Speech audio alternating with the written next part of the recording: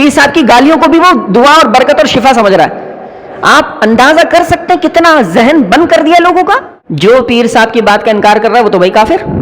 جو پیر صاحب کے سلسلے سے باہر وہ مسلمان ہی نہیں. پوری زندگی پیر صاحب نے اپنی عقیدت میں گھمایا, اپنا بزنس بنایا, اپنی گاڑیاں بنائی, اپنے صاحبزادوں کو ویل سیٹ کیا, اور وہ بیچارہ مرید وہ جو سالوں صاحب سے جڑا ہوا ہے, بچپن سے جوان, جوان سے بوڑھا ہو گیا, اس کو کیا ملا؟ ہمارے دل میں جو نبی علیہ السلام کا مقام ہے, جو کیفیات نبی علیہ السلام کے لیے وہ کسی دوسرے کے لیے نہیں ہو سکتی. پھر چاہے وہ کوئی پیر صاحب ہو, کوئی عالم صاحب ہو, کوئی گدی نشین ہو, کوئی صاحبزادہ ہو, کوئی خانقاہ ہو, کوئی بھی کیوں نہ ہو, جو نبی علیہ السلام کی عقیدت ہے وہ تو انہی سے خاص ہے اور کسی کے لیے نہیں ہو سکتی. یہ کون سا دین آ گیا بھائی؟ صحابہ جو ادب کرتے تھے, پیر صاحب کا بالکل ویسے ہی ادب ہے. اچھا, میں ایک مسئلہ ایڈریس کرنا چاہتا ہوں اور بہت سینسٹیو مسئلہ ہے, شاید اس پہ بولنا بڑا مشکل بھی ہو جاتا ہے لوگوں کے لیے, لیکن مجھے ہے حکم اذان لا الہ الا اللہ. کچھ منصب کے تقاضے بھی ہوتے ہیں, پھر لوگوں کی پرواہ نہیں کی جاتی, حق گوئی کی جاتی ہے. ہمارے معاشرے میں آپ نظر دوڑائیں تو آپ کو دیکھنے کو ملے گا کئی لوگ خانقاہوں سے, پیر خانوں سے, گدی نشینوں سے, صاحبزادوں سے قریب ہو گئے, ان کے ساتھ جڑ گئے. جڑنے کا مقصد کیا ہے بھائی؟ ایمان کی حفاظت رہے, دین سیکھیں, دین کے قریب ہو جائیں, آخرت سنور جائے, خاتمہ بالایمان ہو جائیں. بہت اچھا مقصد ہے, لیکن انفارچونیٹلی آپ دیکھیں گے. اچھا, میں ایک بات مینشن کر دوں, بہت ضروری ہے وہ. جب بھی ہم بات کریں گے پیر صاحب کی, عالم صاحب کی, مولانا صاحب کی, اور مذمت میں بیان کی جائے گی, یعنی جو بھی میں کرنے لگا ہوں, تو اس سے مراد علماء سو ہوں گے جو اپنا دین دنیا کے بدلے بیچ دیتے ہیں. پیر سے مراد وہ ڈھونگی, جعلی پیر, ڈبہ پیر ہوگا جو دین کے نام پہ دھبا ہے, جس کی وجہ سے دین بدنام ہو رہا ہے. ہرگز پیرانے اعظام مراد نہیں ہوں گے. جو علماء حق ہیں, علماء ربانی جین ہیں, وہ مراد نہیں ہوں گے. وہ تو ہمارے سر کا تاج ہیں, وہ تو دین کا اثاثہ ہیں, وہ تو علماء ہیں, وہ تو انبیاء کے وارث ہیں.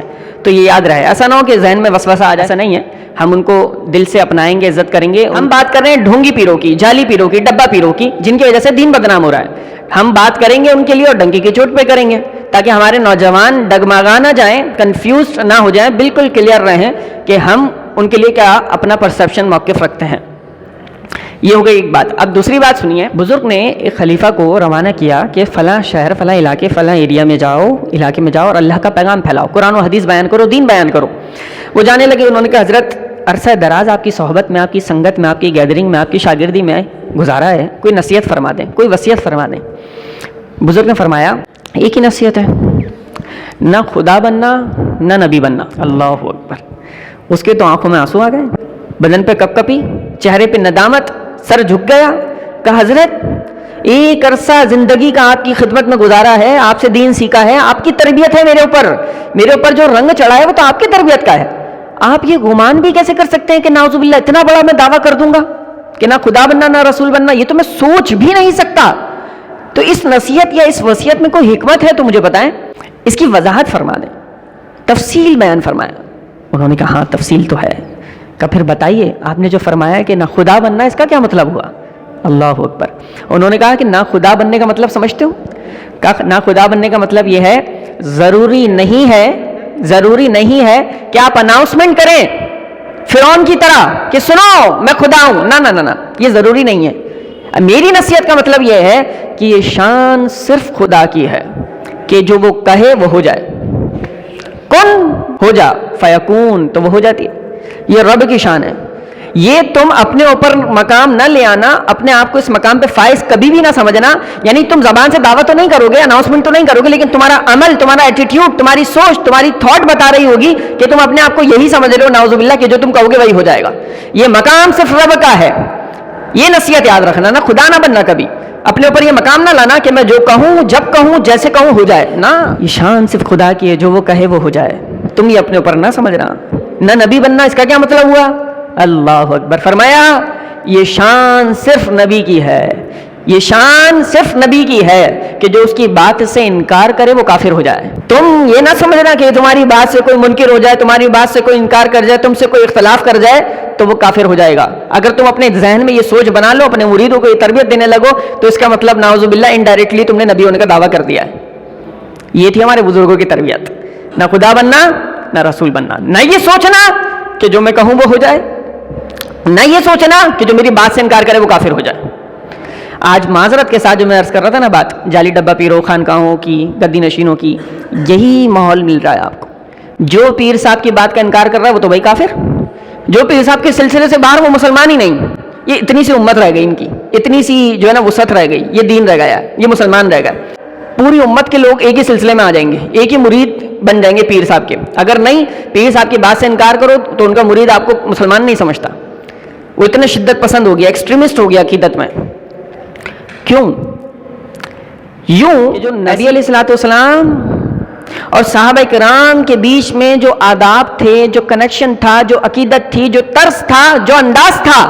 سنو مریدو، خانقاہوں میں درس دیا جا رہا ہے، سنو مریدو، جو طریقہ اور جو انداز صحابہ اور حضور علیہ السلام کا آپس میں تھا نا، فرمایا مرید کے لیے بھی ایسا ہی ہے. یعنی جو آداب نبی علیہ السلام کے لیے تھے، مرید کے لیے بھی وہی آداب ہے کہ وہ اپنے پیر صاحب کے لیے یہی کریں. یہ بھی انڈائریکٹلی نبی ہونے کا دعویٰ ہے، نعوذ باللہ من ذالک. عمل تو یہی بتا رہا ہے میاں تمہارا، یہ کیا کر رہے ہو؟ آپ کے دل میں اور میرے دل میں ایک عقیدت کا ایک خانہ ہے، یہ میری امیجنیشن ہے، میرا وجدان ہے، ایک عقیدت کا خانہ ہے، اور اس خانے میں نبی علیہ الصلوۃ والسلام کی عقیدت کا ایک مقام ہے، میرے تیرے نبی کا مقام ہے. اس عقیدت کے اس سرکل میں، اس دائرے میں، اس مقام میں، اس عقیدت میں کوئی اور شامل نہیں ہو سکتا. جو مقام آپ کے دل میں آپ کے اور میرے نبی کا ہونا چاہیے وہ کسی اور کا نہیں ہو سکتا، اس میں کوئی شامل بھی نہیں ہو سکتا، کوئی دوسرا ہو ہی نہیں سکتا. بس اپنے دل کی، اپنے ایمان کی حفاظت ہمیں اس طرح بھی کرنی ہے. ہمارے دل میں جو نبی علیہ السلام کا مقام ہے، جو کیفیات نبی علیہ السلام کے لیے وہ کسی دوسرے کے لیے نہیں ہو سکتی، پھر چاہے وہ کوئی پیر صاحب ہو، کوئی عالم صاحب ہو، کوئی گدی نشین ہو، کوئی صاحبزادہ ہو، کوئی خانقاہ ہو، کوئی بھی کیوں نہ ہو. جو نبی علیہ السلام کی عقیدت ہے وہ تو انہی سے خاص ہے اور کسی کے لیے نہیں ہو سکتی. یہ کون سا دین آ گیا ہے بھائی؟ صحابہ جو ادب کرتے تھے، پیر صاحب کا بالکل ویسے ہی ادب ہے. ایک بڑی مشکل، بڑی دقیق، بڑی گہری بات کر رہا ہوں. اکثر لوگ مجھے پڑھے لکھے نظر آ رہے ہیں جو ریسرچ کر سکتے ہیں، اتنی جو میں دینے لگا ہوں. نبی علیہ الصلوۃ والسلام کے فضلہ مبارک سے، بولو براز شریف سے صحابہ برکتیں حاصل کر لیتے تھے. یہ آپ کو کتب احادیث میں مل جائے گا، کتب فقہ میں مل جائے گا، آپ جا کے تلاش کریں، معتبر ترین کتابوں میں آپ کو ملے گا. فضلہ کیا ہوتا ہے، بولو براز کیا ہوتا ہے، یہ دیکھ لیجئے گا. نبی علیہ الصلوۃ والسلام کے بولو براز مبارک سے، فضلہ مبارک سے صحابہ کرام برکتیں حاصل کر لیے کرتے تھے، کیونکہ وہ نورانی نبی تھے، ان کا فضلہ مبارک بھی پاک تھا، نورانی تھا. تو اگر وہی آداب ہیں تو پھر کیا خیال ہے آپ کا، آپ کے پیر صاحب کے بارے میں؟ ان کا فضلہ اور ان کا نعوذ باللہ بولو براز پاک ہو گیا آپ کے لیے، اس سے برکتیں حاصل کریں گے. تو بھائی معاملہ کہاں تک جائے گا؟ پیر صاحب وضو کر رہے ہیں، وہ مائع مستعمل ٹپک رہا ہے، مرید پی رہا ہے، یہ کون سا طریقہ ہو گیا؟ وہ بھائی ذہن میں وہی بٹھایا ہوا ہے، عقیدت کا انجیکشن دل میں ٹھوکا ہوا ہے پیر صاحب نے. صحابہ نبی کا ادب کرتے تھے، وہی کرو. پیر صاحب نے ٹیشو سے ناک صاف کی، ٹیشو پھینکا، مرید نے برکت کے لیے اٹھا لیا.